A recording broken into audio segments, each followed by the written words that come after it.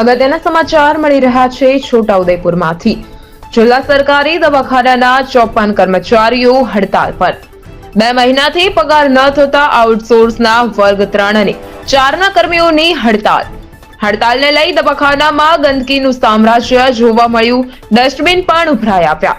2 મહિના અગાઉ પણ હડતાલ પર ગયા બાદ પગાર થયો હતો।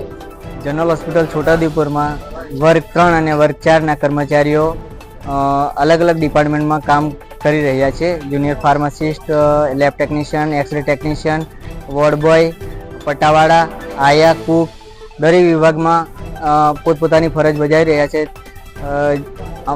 અમે પગાર માટે હડતાલ પર ઉતર્યા છીએ।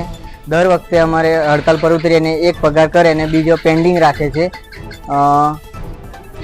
વારંવાર અમે ઓફિસમાં અને કાર્યાલયમાં જઈને વાત કરીએ તેમ છતાં અમને એ લોકો એવો જવાબ આપે કે પગાર થઈ જશે, ટ્રેઝરીમાં ગયેલું છે બિલ, થોડા દિવસ પેન્ડિંગ છે, પછી થઈ જશે, એવા જવાબો આપીને અમને વાળી દે છે। વારંવાર આ હડતાલ પર ઉતરવાથી ઉતરી એટલે ત્યારે જ પગાર કરવાની વાત કરે છે।